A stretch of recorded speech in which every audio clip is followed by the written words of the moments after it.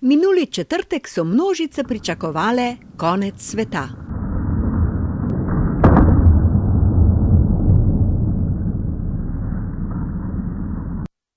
To bi načeloma moralo pomeniti, da se bo marsikaj uredilo samo od sebe.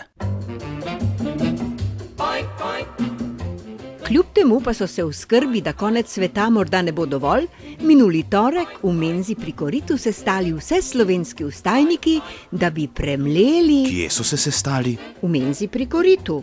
Ok, že razumem. Ni mi treba razlagati, kaj so premleli v menzi pri Koritu.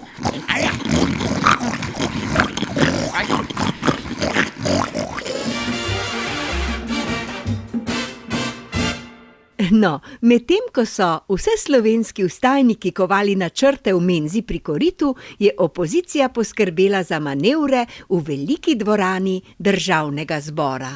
Interpelirali so ministra Vinka Gorenaka.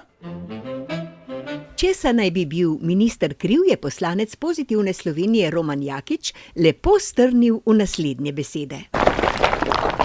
Vi govorite o tem, ali je bilo 16:42 ali je bilo 15:35. Kaj me briga? Kaj me briga, če pa ste izgubili, ukradli, sežgali, uničili, ne vem, kaj ste delali s tem. Tudi vrli Gašpar Mišič je Gorenaku odločno zabrusil, kar mu gre. Ste vi velika sramota za slovensko policijo. Slovenska policija si zasluži ministra. V karakterni vlogi imitatorke ministra Gorenaka je nastopila Tamara Vonta. In ko vstopite v nek prostor in rečete, jaz bom govoril, kot da so prižgane vse kamere, potem pač tako govorite.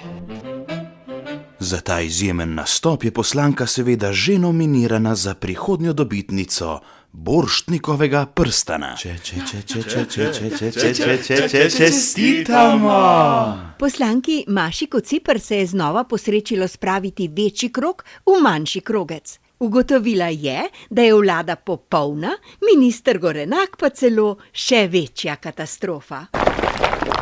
Vladi lahko očitamo slabo politiko in številne primere spornega in nezakonitega ravnanja, a omenjena šlamastika s podpisi je ena največjih političnih sramot v zgodovini naše mlade države. Vinko Gorenak je povedano očitno dojel. Dejstvo je, da ta interpelacija ne ruši mene. Sam sem pri tem nepomembna oseba. Zelo nepomembna oseba. Dejstvo je, da rušite vlado. Šef poslanskega kluba Pozitivne Slovenije Jani Möderndorfer je zato logično sklenil, da je minister Vinko Gorenak v celoti izgubil zaupanje javnosti in Državnega zbora ter politično verodostojnost, zato ne more več odgovorno opravljati funkcije ministra. Sledil je konec sveta, hočem reči konec interpelacije.